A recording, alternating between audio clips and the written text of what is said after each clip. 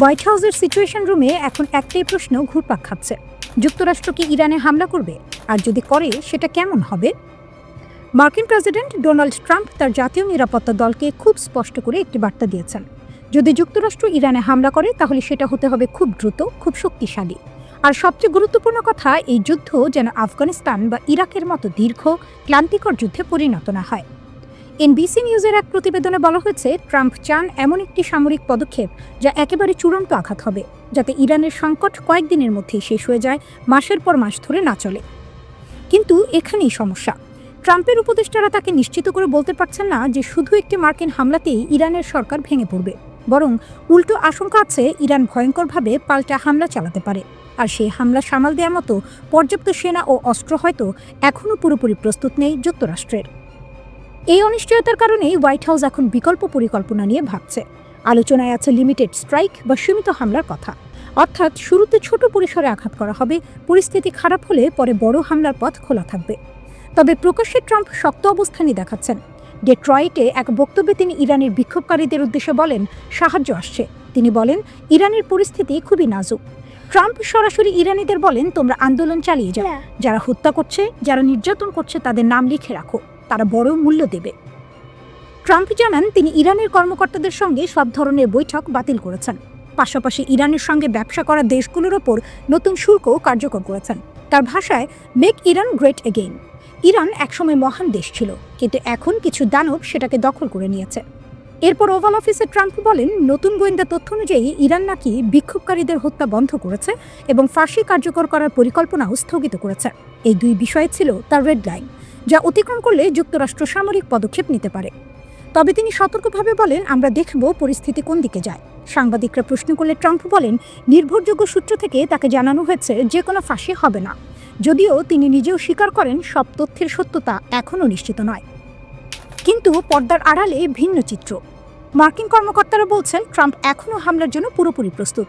তিনি বারবার ইরানের বিক্ষোভকারীদের আশ্বাস দিয়েছেন, প্রয়োজনে যুক্তরাষ্ট্র সামরিকভাবে হস্তক্ষেপ করবে।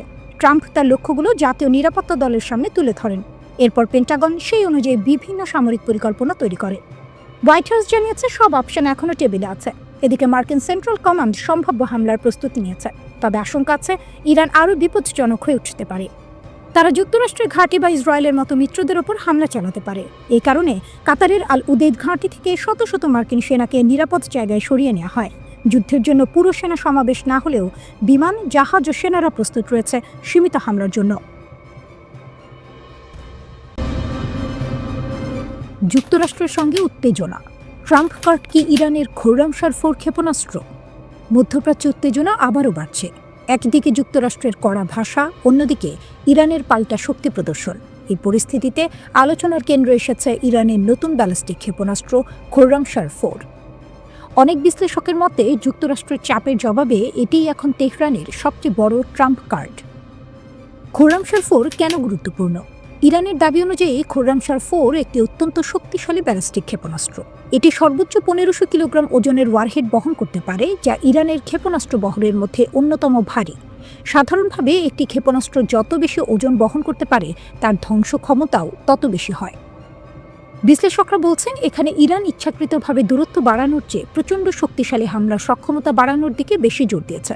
অর্থাৎ খুব দূরে নয়, কিন্তু যেখানে আঘাত করবে সেখানে ভয়াবহ ক্ষতি নিশ্চিত।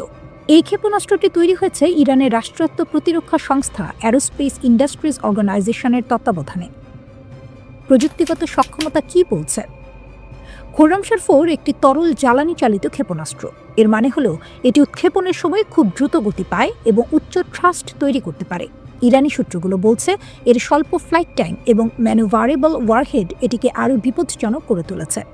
এই বৈশিষ্ট্যের কারণে ইসরায়েলের অ্যারো ডিফেন্স সিস্টেম কিংবা যুক্তরাষ্ট্রের সরবরাহকৃত আকাশ প্রতিরক্ষা ব্যবস্থার জন্য এটি বড় চ্যালেঞ্জ হতে পারে। ইরানের দাবি, লক্ষ্য এলাকায় পৌঁছে এটি একসঙ্গে প্রায় 80টি আলাদা লক্ষ্যবস্তুতে আঘাত হানতে পারে। অর্থাৎ একটি ক্ষেপণাস্ত্র দিয়েই একাধিক স্থানে ধ্বংসযজ্ঞ চালানো সম্ভব। বাস্তবে কি ব্যবহার হয়েছে? ইরানের Islamic revolutionary guard corps IRGC জানিয়েছে, 2025 সালের জুনে যুক্তরাষ্ট্র ইরানের 3টি পারমাণবিক স্থাপনায় হামলা চালানোর পর ইসরায়েলের দিকে যে পাল্টা ক্ষেপণাস্ত্র হামলা করা হয়, সেখানে খোরামশার 4 ব্যবহার করা হয়েছিল। এছাড়া 2024 সালের এপ্রিল ও অক্টোবরে ইসরায়েলের হামলায় এই ক্ষেপণাস্ত্র ব্যবহারের দাবি করা হয়। ইউরোনিউজের তথ্যমতে ওই সময়ে প্রায় 180টি ক্ষেপণাস্ত্র নিক্ষেপ করা হয়েছিল। এসব হামলা ছিল হিজবুল্লাহ নেতা হাসান নাসরুল্লাহ এবং আইআরজিসি কমান্ডার আব্বাস নীলফরুশানের হত্যার প্রতিক্রিয়া। আন্তর্জাতিক সংবাদ সংস্থা এপি জানিয়েছে, খোরামশার 4 অনেকটাই উত্তর কোরিয়ার মুসুদান ক্ষেপণাস্ত্রের আদলে তৈরি। মুসুদানের পাল্লা প্রায় 4000 কিলোমিটার, যদিও সেটি তুলনামূলকভাবে হালকা ওয়ারহেড বহনে সক্ষম। তবে প্রযুক্তিগত সহযোগিতার বিষয়টি পশ্চিমা বিশ্লেষকদের দীর্ঘদিনের উদ্বেগ। এদিকে ইরানের পররাষ্ট্রমন্ত্রী আব্বাস আরাগচি সরাসরি অভিযোগ করেছেন, ইরানে অস্থিরতার পেছনে যুক্তরাষ্ট্র ও ইসরায়েলের সক্রিয় ভূমিকা রয়েছে। তেহরানে নিযুক্ত বিদেশি কূটনীতিকদের সঙ্গে বৈঠকে আরাগচি বলেন, বিদেশি মদতপুষ্ট অনুপ্রবেশকারীরা পরিকল্পিতভাবে বিক্ষোভকে সহিংস রূপ দিয়েছে। তার দাবি, এসব এজেন্ট বিক্ষোভকারী ও পুলিশের ওপরই গুলি চালিয়েছে, যাতে পরিস্থিতি আরও ভয়াবহ হয় এবং সামরিক হস্তক্ষেপের অজুহাত তৈরি করা যায়। আরাগচির মতে, তেহরানের কাছে অডিও রেকর্ড ও তথ্য প্রমাণ রয়েছে, যেখানে দেখা যায় বিক্ষোভের মধ্যে সশস্ত্র অপারেটিভদের গুলি চালানোর নির্দেশ দেওয়া হচ্ছে। অনেক নিহত ব্যক্তির শরীরে পেছন দিক থেকে গুলির চিহ্ন পাওয়া গেছে বলেও তিনি দাবি করেন। তিনি আরও বলেন, ইসরায়েলি গোয়েন্দা সংস্থা মোসাদের ফরাসি ভাষী এজেন্টরা এই বিক্ষোভে অনুপ্রবেশ করেছিল, এমন জীবন্ত প্রমাণ তাদের হাতে আছে। ইরান নিয়ে যুক্তরাষ্ট্রের পরবর্তী চাল কি? কেন হঠাৎ সতর্ক ইসরায়েল? যুক্তরাষ্ট্র কি ইরানের দিকে এগোচ্ছে? আর যদি এগোয়, তাহলে তার প্রথম কম্পন কেন টের পাচ্ছে ইসরায়েল? বার্তা সংস্থা রয়টার্স জানাচ্ছে, ইরানকে ঘিরে যুক্তরাষ্ট্রের সম্ভাব্য আগ্রাসনের আশঙ্কায় ইসরায়েল নিজেদের নিরাপত্তা সতর্কতা বাড়িয়েছে। তবে প্রকাশ্যে ইসরায়েলি কর্মকর্তারা বলছেন, এই মুহূর্তে তাদের সরাসরি কোনো সামরিক হস্তক্ষেপের পরিকল্পনা নেই। রয়টার্সের প্রতিবেদনে ইসরায়েলের 3 জন সূত্রের বরাতে বলা হয়েছে, এই সতর্কতার কারণ ইসরায়েলের নিজস্ব কোনো সামরিক সিদ্ধান্ত নয়। মূল দুশ্চিন্তা হল ওয়াশিংটন কী সিদ্ধান্ত নেয়। আরও লক্ষণীয় বিষয়, ইসরায়েল কী ধরনের নিরাপত্তা ব্যবস্থা নিয়েছে সে ব্যাপারে একেবারেই কিছু জানানো হয়নি। বিশ্লেষকদের মতে, এই রহস্যময় নীরবতায় ইঙ্গিত দিচ্ছে সবচেয়ে বড় অনিশ্চয়তা তৈরি করছে যুক্তরাষ্ট্রের পরবর্তী পদক্ষেপ। ট্রাম্পের কথায় কেন অস্বস্তি? এই উত্তেজনার পেছনে বড় ভূমিকা রেখেছে যুক্তরাষ্ট্রের সাবেক প্রেসিডেন্ট ডোনাল্ড ট্রাম্পের সাম্প্রতিক বক্তব্য। তিনি ইরানের নেতৃত্বকে উদ্দেশ্য করে বলেছেন, চলমান অস্থিরতার সময় বিক্ষোভকারীদের বিরুদ্ধে শক্তি ব্যবহার করা উচিত নয়। একই সঙ্গে যোগ করেছেন, যুক্তরাষ্ট্র সহায়তা করতে প্রস্তুত। শুনতে মানবিক মনে হলেও তেহরান এই বক্তব্যকে অন্য চোখে দেখছে। ইরানের মতে এটি সহানুভূতি নয়, বরং ভবিষ্যৎ হস্তক্ষেপের জন্য তৈরি করা একটি রাজনৈতিক স্ক্রিপ্ট। ইতিহাস বলছে, ঠিক এই ভাষাই বহুবার ব্যবহার হয়েছে আগ্রাসনের আগে। এই উদ্বেগের পেছনে আরেকটি বড় কারণ আছে, গত জুনে হওয়া সেই 12 দিনের যুদ্ধ। ইরানের দাবি অনুযায়ী সেই সংঘাতে ইসরায়েল যুক্তরাষ্ট্রের সরাসরি অংশগ্রহণে ইরানের ভেতরে বিমান ও গোয়েন্দা হামলা চালায়। শুধু সামরিক স্থাপনায় নয়, বেসামরিক ও দ্বৈত ব্যবহারের স্থাপনাও ছিল হামলার লক্ষ্য। এই যুদ্ধ বহু বছরের ছায়াযুদ্ধের ইতি টেনে দেয়। পর্দার আড়ালের সংঘাত প্রকাশ্যে চলে আসে। এরপরই তেহরান স্পষ্ট বার্তা দেয়, ভবিষ্যতে যুক্তরাষ্ট্র বা ইসরায়েলের যে কোনো আগ্রাসনের জবাব হবে সরাসরি ও কঠোর, তা হোক মার্কিন ঘাঁটিতে কিংবা ইসরায়েলের ভেতরে। এই প্রেক্ষাপটে রয়টার্স জানায়, ইসরায়েলের প্রধানমন্ত্রী বেনিয়ামিন নেতানিয়াহু যুক্তরাষ্ট্রের পররাষ্ট্রমন্ত্রী মার্কো রুবিওর সঙ্গে ফোনে কথা বলেন। এক ইসরায়েলি সূত্রের দাবি, আলোচনায় যুক্তরাষ্ট্রের সম্ভাব্য হস্তক্ষেপ নিয়ে কথা হয়েছে। যুক্তরাষ্ট্র ফোন আলাপের বিষয়টি স্বীকার করলেও কি আলোচনা হয়েছে সে বিষয়ে সম্পূর্ণ নীরব। বিশ্লেষকদের মতে, এই নীরবতাই সবচেয়ে বড় বার্তা, কারণ বড় সিদ্ধান্ত সাধারণত নীরবতার মধ্যেই জন্ম নেয়। ইরানের দাবি, বিক্ষোভকে অস্ত্রে পরিণত করা হয়েছে। ইরান স্বীকার করছে, পশ্চিমা নিষেধাজ্ঞার কারণে অর্থনৈতিক চাপে রয়েছে। সেই চাপ থেকেই মানুষের ক্ষোভ তৈরি হয়েছে। কিন্তু তেহরানের অভিযোগ, এই ক্ষোভকে পরিকল্পিতভাবে সহিংসতায় রূপ দেওয়া হয়েছে। ইরানি কর্তৃপক্ষ বলছে, ইসরায়েলের গোয়েন্দা সংস্থা মোসাদ সহ বিদেশি শক্তিগুলো বিক্ষোভে নাশকতা, অগ্নিসংযোগ ও সংগঠিত সহিংসতা ঢুকিয়ে দিয়েছে। সাম্প্রতিক গুপ্তচর গ্রেপ্তার ও নাশকতার ঘটনাগুলোকে তারা এই দাবির প্রমাণ হিসেবে তুলে ধরছে। ইরানের বিশ্লেষকদের প্রশ্ন খুব পরিষ্কার, ইসরায়েল কি সত্যিই নিরপেক্ষ? নেতানিয়াহু ট্রাম্পের সঙ্গে আলোচনায় ইরানের বিরুদ্ধে সামরিক চাপের বিষয়টি তুলেছেন, এমন খবর প্রকাশিত হয়েছে। তাই ইরানের চোখে এই সতর্কতা আসলে কৌশলগত নাটক, দ্বৈত বার্তার পুরনো খেলা। দ্য ইকোনমিস্ট এ দেয়া সাক্ষাৎকারে নেতানিয়াহু বলেছেন, ইরান যদি ইসরায়েলকে আক্রমণ করে তবে ভয়াবহ পরিণতি ভোগ করতে হবে। আবার একই সাক্ষাৎকারে তিনি বলেন, ইরানের ভেতরে কি হচ্ছে সেটি আমাদের দেখতে হবে। নিশ্চুপ বিশ্ব, শ্বাস আটকে আছে সবার। কারণ যুক্তরাষ্ট্র ও রাশিয়ার মধ্যে উত্তেজনা এমন এক পর্যায়ে পৌঁছেছে যা দুই পরাশক্তিকে ঠেলে দিচ্ছে সরাসরি সংঘাতের কিনারায়। নজর এখন উত্তর আটলান্টিক মহাসাগরের দিকে। এখানে একটি ভুল সিদ্ধান্তই বদলে দিতে পারে পুরো বিশ্বের নিরাপত্তা চিত্র। মস্কো ভীষণ ক্ষুব্ধ। রাশিয়া আনুষ্ঠানিকভাবে নিন্দা জানিয়েছে যুক্তরাষ্ট্রের সেই সিদ্ধান্তের, যেখানে একটি রুশ পতাকাবাহী তেল ট্যাঙ্কার মারিনারা জব্দ করা হয়েছে। রাশিয়ার ভাষায় এটি আন্তর্জাতিক আইনের চরম লঙ্ঘন এবং তাদের সার্বভৌমত্বের উপর সরাসরি আঘাত। রাশিয়ার পরিবহন মন্ত্রণালয় নিশ্চিত করেছে জাহাজটি সত্যিই আটক করা হয়েছে। একই সঙ্গে দেশটির পররাষ্ট্র মন্ত্রণালয় যুক্তরাষ্ট্রকে সতর্ক করে বলেছে এই অভিযান জাতিসংঘের ল অফ দ্য সি কনভেনশনকে প্রকাশ্যে উপেক্ষা করেছে। এই আন্তর্জাতিক চুক্তি বিশ্বজুড়ে মুক্ত নৌ চলাচলের নিশ্চয়তা দেয়। রাশিয়া আরও জানায় জাহাজটির ক্রুদের মধ্যে রুশ নাগরিক রয়েছেন, তাই তারা যুক্তরাষ্ট্রের কাছে দাবি জানিয়েছে এই নাবিকদের মানবিক ও মর্যাদাপূর্ণ আচরণ নিশ্চিত করতে হবে, তাদের অধিকার লঙ্ঘন করা যাবে না এবং দ্রুত দেশে ফেরার পথে কোনো বাধা দেওয়া যাবে না। মস্কো স্পষ্ট করে দিয়েছে তারা প্রতিটি পদক্ষেপ খুব কাছ থেকে পর্যবেক্ষণ করছে। বার্তাটি পরিষ্কার, হস্তক্ষেপ সহ্য করা হবে না। এই পরিস্থিতিতে উত্তর আটলান্টিকে উত্তেজনা ঘণ্টায় ঘণ্টায় বেড়েছে। ওয়াশিংটন ও মস্কোর মুখোমুখি অবস্থান ঢুকে পড়েছে এক বিপজ্জনক ও অস্থির অধ্যায়ে। এই নাটকীয় পরিস্থিতির পেছনের ঘটনা কি? যুক্তরাষ্ট্রের সামরিক বাহিনী নিশ্চিত করেছে তারা উত্তর আটলান্টিকে একটি রুশ পতাকাবাহী তেল ট্যাঙ্কারের নিয়ন্ত্রণ নিয়েছে। অভিযোগ, আন্তর্জাতিক নিষেধাজ্ঞা ভঙ্গ। কয়েক সপ্তাহ ধরে গোপন নজরদারি ও ধাওয়া শেষে এই অভিযান চালানো হয়। জাহাজটির নাম এমভি ভেলা 1, যা মারিনারা নামেও পরিচিত। যুক্তরাষ্ট্রের ইউরোপীয় কমান্ড জানায় একটি ফেডারেল আদালতের জারি করা পরোয়ানার ভিত্তিতে জাহাজটি আটক করা হয়েছে। মার্কিন কোস্টগার্ডের কাটার মনরো জাহাজটিকে ট্র্যাক করছিল। অভিযানে যুক্ত ছিল বিচার বিভাগ, হোমল্যান্ড সিকিউরিটি বিভাগ এবং নতুন নাম দেওয়া ডিপার্টমেন্ট অফ ওয়ার, যা আগে ডিপার্টমেন্ট অফ ডিফেন্স নামে পরিচিত ছিল। মার্কিন কর্মকর্তাদের দাবি মারিনারা তথাকথিত শ্যাডো ফ্লিট এর অংশ। এই নেটওয়ার্ক ব্যবহার করে ভেনেজুয়েলা, রাশিয়া ও ইরানের মতো নিষেধাজ্ঞাপ্রাপ্ত দেশগুলো গোপনে তেল পরিবহন করে। ডিসেম্বরে ক্যারিবিয়া অঞ্চলে জাহাজটি ধরার চেষ্টা ব্যর্থ হয়েছিল, পরে সেটি আটলান্টিকে ঢুকে পড়ে। রয়টার্স জানায় এই জাহাজটি যুক্তরাষ্ট্রের ভেনেজুয়েলা ভিত্তিক তেল অবরোধ ব্যবস্থার ফাঁক গলে বেরিয়ে এসেছিল। মার্কিন প্রতিরক্ষামন্ত্রী পিট হেজেথ স্পষ্ট করে বলেন, নিষেধাজ্ঞাপ্রাপ্ত ভেনেজুয়েলার তেলের উপর অবরোধ বিশ্বের যে কোনো প্রান্তেই কার্যকর থাকবে। রাশিয়ার রাষ্ট্রীয় গণমাধ্যম আরটি জানায় হেলিকপ্টার ব্যবহার করে মার্কিন সেনারা জাহাজে ওঠে। তাদের দাবি কয়েক সপ্তাহ ধরে জাহাজটি অনুসরণ করা হচ্ছিল এবং একাধিকবার খারাপ আবহাওয়ার কারণে অভিযান স্থগিত করতে হয়।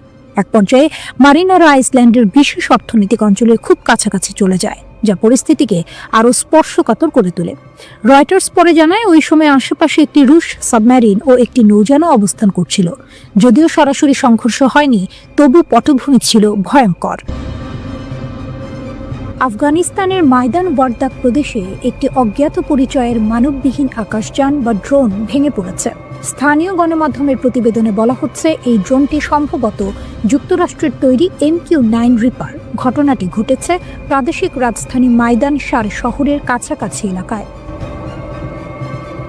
এখন পর্যন্ত তালেবান সরকারের পক্ষ থেকে এ বিষয়ে কোনো আনুষ্ঠানিক বিবৃতি দেওয়া হয়নি, তবে সামাজিক যোগাযোগ মাধ্যমে ইতিমধ্যেই ধ্বংসাবশেষের ছবি ছড়িয়ে পড়েছে। এসব ছবি মূলত তালেবানপন্থী অ্যাকাউন্টগুলো শেয়ার করেছে। ছবিতে দেখা যাচ্ছে তুষারে ঢাকা একটি পাহাড়ি ঢালে ড্রোনটির বিকৃত ধাতব অংশ পড়ে আছে। ড্রোনটি কিভাবে ভেঙে পড়ল তা এখনো পরিষ্কার নয়। বিভিন্ন সূত্র থেকে ভিন্ন ভিন্ন তথ্য আসছে। কেউ বলছে এটি যান্ত্রিক ত্রুটির কারণে বিধ্বস্ত হয়েছে, আবার কেউ কেউ দাবি করছে ড্রোনটিকে গুলি করে ভূপাতিত করা হয়েছে। যদি এটি সত্যি MQ-9 রিপার হয়ে থাকে তাহলে ঘটনাটি অত্যন্ত গুরুত্বপূর্ণ, কারণ 2021 সালের অগাস্টে আফগানিস্তান থেকে মার্কিন সেনা প্রত্যাহারের পর এই প্রথম এমন কোনো ড্রোন হারানোর ঘটনা ঘটল। প্রতিবেদন অনুযায়ী ড্রোনটি একটি নিয়মিত নজরদারি মিশনে ছিল। এটি আফগান আকাশসীমার ভেতরে উঠছিল এবং কাতারের আল উদেইদ এয়ারবেস থেকে রিমোট কন্ট্রোলের মাধ্যমে পরিচালিত হচ্ছিল। তবে ড্রোনটি ঠিক কোন পথ ধরে আফগানিস্তানে প্রবেশ করেছিল তা এখনও জানা যায়নি। মাইদান ওয়ারদাক প্রদেশ কাবুলের খুব কাছাকাছি হওয়ায় অনেকেই মনে করছেন পাকিস্তান হয়ে ড্রোনটি ঢুকতে পারে। তালেবান সরকার আগেও একাধিকবার দাবি করেছে তাদের আকাশসীমা এখনও পুরোপুরি তাদের নিয়ন্ত্রণে নেই এবং বিদেশি নজরদারি উড়ানো অব্যাহত রয়েছে। গত বছর তালেবানের মুখপাত্র জাবিহুল্লাহ মুজাহিদ বলেছিলেন, মার্কিন ড্রোন এখনও আফগানিস্তানের আকাশে উঠছে এবং এগুলো প্রতিবেশী দেশগুলোর মাধ্যমে প্রবেশ করছে। তিনি কাবুলের সবচেয়ে কাছের প্রতিবেশী হিসেবে পাকিস্তানের কথা উল্লেখ করেন। যদিও যুক্তরাষ্ট্র কাতারের মতো দূরবর্তী ঘাঁটি থেকেও এসব ড্রোন পরিচালনা করে। ওই দাবির কয়েকদিনের মধ্যেই যুক্তরাষ্ট্র জানায় আফগান আকাশসীমায় নজরদারি ফ্লাইট সম্পর্কে তাদের কাছে কোনো তথ্য নেই। এর আগেও তালেবান পাকিস্তানের বিরুদ্ধে অভিযোগ করেছে যে তারা মার্কিন ড্রোনকে তাদের আকাশসীমা ব্যবহার করতে দিচ্ছে। পাকিস্তান বরাবরই এসব অভিযোগ অস্বীকার করে এসেছে। দুই দেশের মধ্যে উত্তেজনা আরও বেড়ে যায় 2024 সালের ডিসেম্বরের শেষ দিকে, যখন পাকিস্তান তালেবান লক্ষ্যবস্তুতে বিমান হামলা চালায়। এরপর 2025 সালের অক্টোবর মাসে আবার সংঘর্ষ হয় এবং দুই দেশের সীমান্ত ক্রসিং বন্ধ করে দেওয়া হয়। পাকিস্তান অভিযোগ করে তালেবান তেহরিক-ই-তালেবান পাকিস্তান নামের জঙ্গি গোষ্ঠীকে সমর্থন দিচ্ছে, যার ফলে পাকিস্তানে সহিংসতা বেড়েছে। তালেবান এসব অভিযোগ প্রত্যাখ্যান করে উল্টো ইসলামাবাদের বিরুদ্ধে হস্তক্ষেপের অভিযোগ তোলে এবং পাকিস্তানকে নিজেদের সমস্যার জন্য দায়ী করে। এই ঘটনায় সবচেয়ে বেশি আলোচনায় এসেছে MQ-9 রিপার ড্রোনটি। এটি বিশ্বের সবচেয়ে বেশি ব্যবহৃত যুদ্ধ ড্রোনগুলোর একটি। প্রতিটি ড্রোনের মূল্য প্রায় $15 কোটি। 2023 থেকে 2024 সালের মধ্যে ইয়েমেনের হুথি বাহিনী অন্তত 10টির বেশি MQ-9 রিপার ভূপাতিত করেছে বলে জানা যায়। ড্রোনটি প্রথম 2007 সালে ব্যবহার শুরু হয়। কম খরচে প্রশিক্ষণ ও পরিচালনার সুবিধার কারণে এটি জনপ্রিয় হয় এবং মানবচালিত যুদ্ধ বিমানের তুলনায় অনেক কম খরচে। নতুন একটি গোয়েন্দা তথ্য সামনে এসেছে। এতে বলা হচ্ছে ইরানের সর্বোচ্চ নেতা আয়াতুল্লাহ আলী খামেনি হয়তো ইতিমধ্যেই দেশ ছাড়ার প্রস্তুতি নিচ্ছেন। টাইমসের প্রতিবেদনে বলা হয়েছে, যদি বিক্ষোভ এতটাই তীব্র হয় যে তার ক্ষমতার নিয়ন্ত্রণ ভেঙে পড়তে শুরু করে, তাহলে খামেনির একটি বিকল্প পালানোর পরিকল্পনা রয়েছে। 86 বছর বয়সী এই নেতা নাকি তেহরান ছাড়তে প্রস্তুত থাকবেন। সঙ্গে থাকবে তার খুব ঘনিষ্ঠ একটি ছোট দল। এই দলে সর্বোচ্চ 20 জন থাকতে পারে, যাদের মধ্যে রয়েছেন তার পরিবার, ঘনিষ্ঠ সহকারী এবং তার ছেলে ও সম্ভাব্য উত্তরসূরি মোস্তফা খামেনি। গোয়েন্দা সূত্র বলছে, যদি নিরাপত্তা বাহিনী আদেশ মানতে অস্বীকৃতি জানায়, দল ত্যাগ শুরু করে বা ভেঙে পড়ে, তাহলে এই পরিকল্পনা কার্যকর হবে। আর সম্ভাব্য গন্তব্য হিসেবে উঠে এসেছে একটি নাম, মস্কো। সাবেক ইসরায়েলি গোয়েন্দা কর্মকর্তা বেনি সাপ্তি টাইমসকে বলেন, বাস্তবে খামেনির যাওয়ার মতো আর কোনো জায়গা নেই। তিনি রুশ প্রেসিডেন্ট ভ্লাদিমির পুতিনকে শ্রদ্ধা করেন এবং তেহরান ও মস্কোর মধ্যে রাজনৈতিক সম্পর্ক খুব গভীর। এই পালানোর পরিকল্পনাটি নাকি সিরিয়ার সাবেক প্রেসিডেন্ট বাশার আল আসাদের ঘটনার আদলে তৈরি। 2024 সালের ডিসেম্বরে যখন বিদ্রোহীরা দামেস্কের কাছাকাছি পৌঁছে যায়, তখন আসাদ রাশিয়ায় পালিয়ে যান। একইভাবে খামেনির পরিকল্পনায় রয়েছে আগেই ঠিক করা রুট, বিদেশে সম্পদ সরানো, নগদ অর্থ এবং বিদেশে থাকা সম্পত্তিতে দ্রুত পৌঁছানোর ব্যবস্থা। খামেনির আর্থিক শক্তিও বিশাল। ধারণা করা হয় তিনি সি-টেড নামের আধা রাষ্ট্রীয় প্রতিষ্ঠানের মাধ্যমে একটি বিশাল অর্থনৈতিক সাম্রাজ্য নিয়ন্ত্রণ করেন। 2013 সালে রয়টার্স এই প্রতিষ্ঠানের সম্পদের মূল্য প্রায় $95 বিলিয়ন বলে উল্লেখ করেছিল। তার অনেক ঘনিষ্ঠ সহযোগীর পরিবার ইতিমধ্যেই যুক্তরাষ্ট্র, কানাডা ও দুবাইয়ে বসবাস করছে। এই তথ্যগুলো সামনে এসেছে এমন এক সময়ে যখন ইরানে বিক্ষোভ চলছে। এর মূল কারণ অর্থনৈতিক বিপর্যয়, ভয়াবহ মূল্যস্ফীতি এবং সাধারণ মানুষের ক্ষোভ। তেহরান ছাড়াও বহু শহরে বিক্ষোভ ছড়িয়ে পড়েছে, এমনকি পবিত্র শহর কোমেও। গত বছরের 12 দিনের ইসরায়েল যুদ্ধের পর থেকে খামেনিকে শারীরিক ও মানসিকভাবে দুর্বল বলা হচ্ছে। ওই যুদ্ধে ইরানের বহু মিত্রশক্তি ক্ষতিগ্রস্ত হয়। তখন খামেনি দিনের পর দিন বাংকারে লুকিয়েছিলেন, কারণ ইসরায়েলি হামলায় বহু শীর্ষ রেভলিউশনারি গার্ড কমান্ডার নিহত হন। বিশ্লেষকরা বলছেন, এতে তার মধ্যে বেঁচে থাকার প্রবল মানসিকতা আরও গভীর হয়েছে। তিনি খুব কম জনসম্মুখে আসছেন এবং চলমান বিক্ষোভ নিয়ে প্রায় নীরব। তবে গোয়েন্দারা বলেন, কঠোর আদর্শবাদী হলেও খামেনি বাস্তববাদী। ক্ষমতা টিকিয়ে রাখতে প্রয়োজনে তিনি পিছু হটতেও প্রস্তুত। 1939 সালে মাশহাদে জন্ম নেয়া খামেনি একজন বিপ্লবী কর্মী থেকে রাষ্ট্রপতি এবং পরে সর্বোচ্চ নেতা হন। যুক্তরাষ্ট্রের হুঁশিয়ারি আর ভেতরের অস্থিরতার মাঝে এখন প্রশ্ন একটাই, খামেনি ক্ষমতায় টিকে থাকবেন নাকি একদিন পালাতে বাধ্য হবেন? খামেনি বলেন, আমরা বিক্ষোভকারীদের সঙ্গে কথা বলি, কর্মকর্তাদেরও কথা বলা উচিত, কিন্তু দাঙ্গাবাজদের সঙ্গে কথা বলা অর্থহীন। এটা শত্রুর ষড়যন্ত্র, আমরা হার মানব না। ইরানে তো প্রতিবাদে মানুষ মারা গেছে, আপনি বলেছিলেন আমরা লকড অ্যান্ড লোডেড, মানে প্রস্তুত। তাহলে সেই সীমারেখাটা কোথায় যেখানে যুক্তরাষ্ট্র এই প্রতিবাদে সরাসরি জড়াবে? এই প্রশ্নের উত্তরে যুক্তরাষ্ট্র বলে তারা বিষয়টি দেখছে, খুব কাছ থেকে নজর রাখছে। যদি আগের মতো মানুষ হত্যা শুরু হয় তাহলে ইরানকে খুব কঠোরভাবে জবাব দিতে হবে, এমনই ইঙ্গিত দেওয়া হয়। এরই মধ্যে ইরানের ভেতরে সরকার ঘোষণা দেয় ২০ মে থেকে একটি পরিকল্পনা কার্যকর হবে। জনগণের জন্য নির্দিষ্ট অঙ্কের টাকা জমা দেওয়া হয়েছে, যাতে মানুষ মাসে মাসে তা দিয়ে প্রয়োজনীয় জিনিস কিনতে পারে। এই অর্থ জনগণকে দেওয়ার নির্দেশ দেওয়া হয়েছে এবং সরকার দাবি করছে সব ইরানি নাগরিকই এই অর্থ পেয়েছে।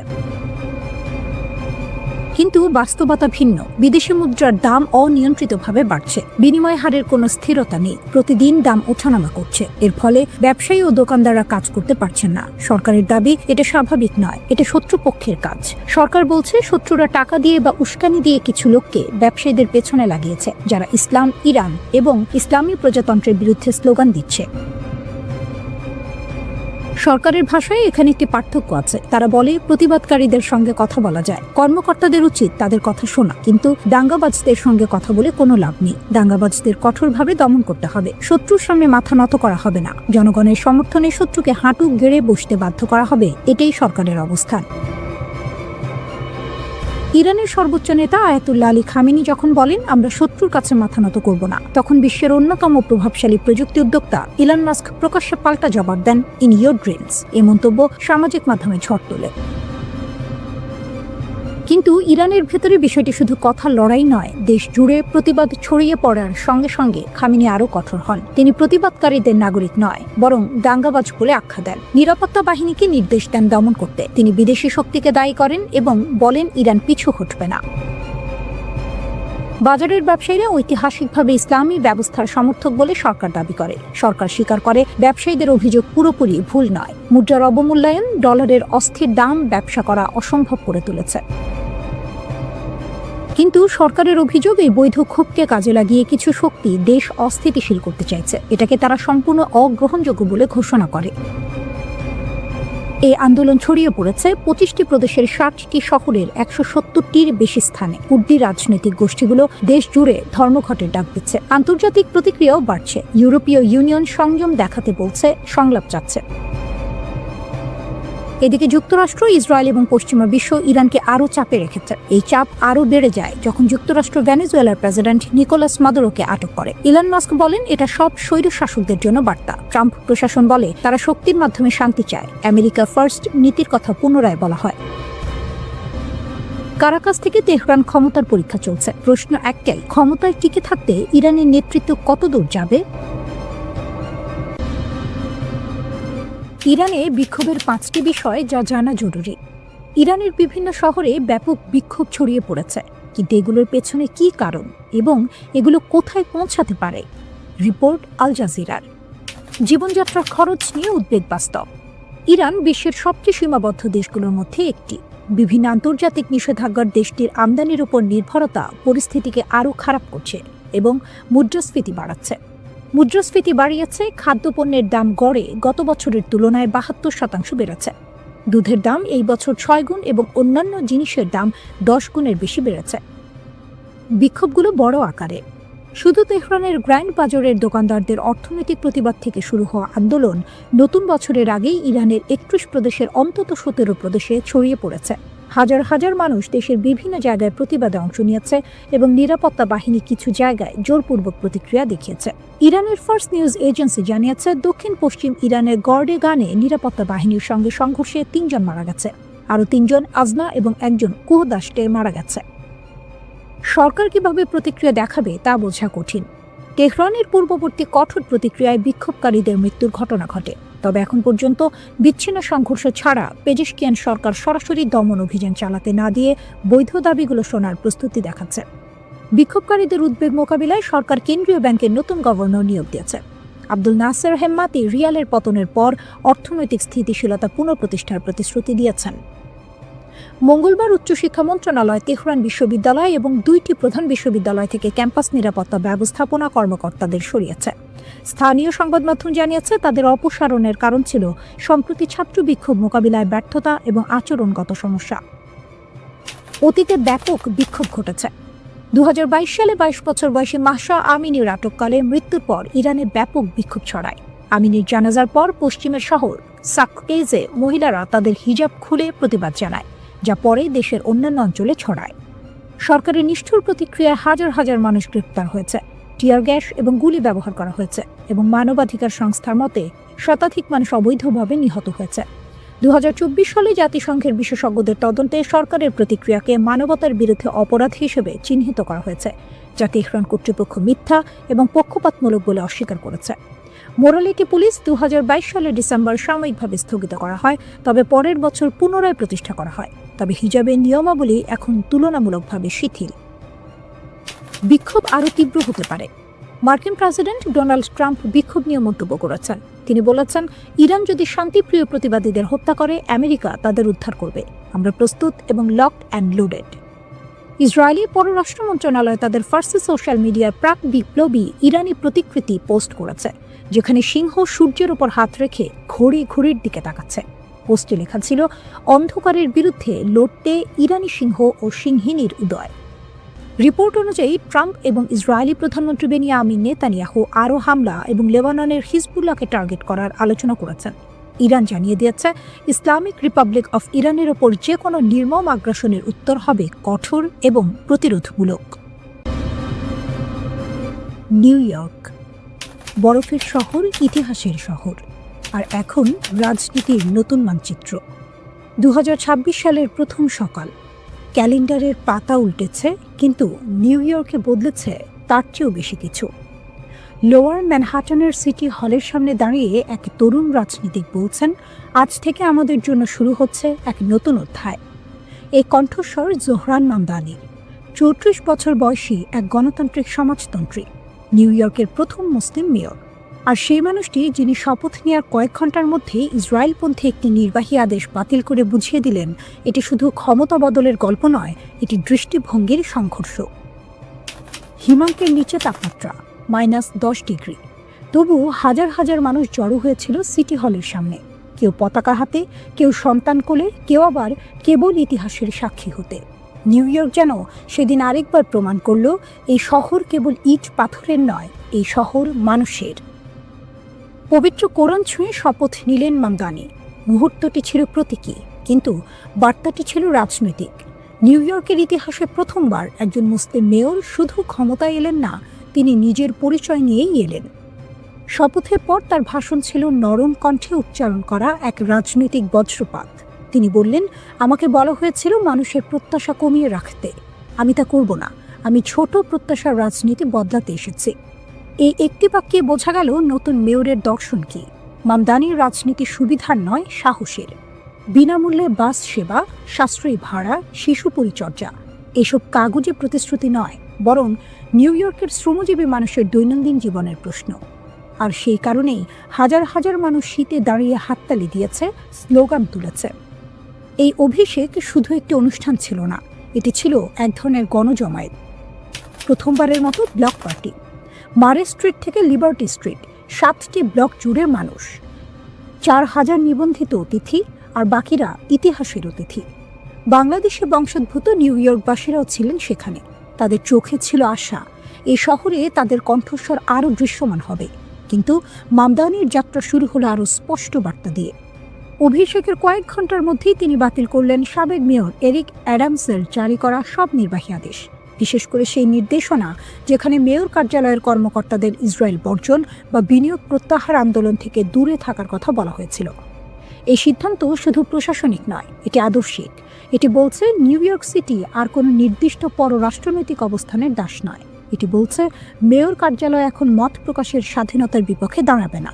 এই পদক্ষেপের সমর্থক যেমন উচ্ছ্বসিত, সমালোচক তেমনি সতর্ক। চ্যালেঞ্জটির সামনে পাহাড় সম, 1 কোটি মানুষের শহর, 10 লাখ বাড়িতে বিনামূল্যের সেবা, প্রয়োজন প্রায় $1000 কোটি। মামদানি বলছেন, ধনীদের ওপর কর বাড়বে, কিন্তু সেই সিদ্ধান্ত বাস্তবায়নের জন্য তাকে পেতে হবে গভর্নর ক্যাথি হোকুলের সমর্থন। আর আছেন ডোনাল্ড ট্রাম্প, যিনি ইতিমধ্যেই মামদানিকে কমিউনিস্ট বলে চিহ্নিত করেছেন, কেন্দ্রীয় তহবিল কাটছাঁটের হুমকিও দিয়েছেন। তবু রাজনীতির নাটকীয়তায় চমক আছে। হোয়াইট হাউসের সাক্ষাতে ট্রাম্পই বললেন, আমি চাই তিনি ভালো কাজ করুন, আর আমি সাহায্য করব। এই দ্বন্দ্ব, এই অনিশ্চয়তা, এই প্রত্যাশা সব মিলিয়েই মামদানির নিউ ইয়র্ক।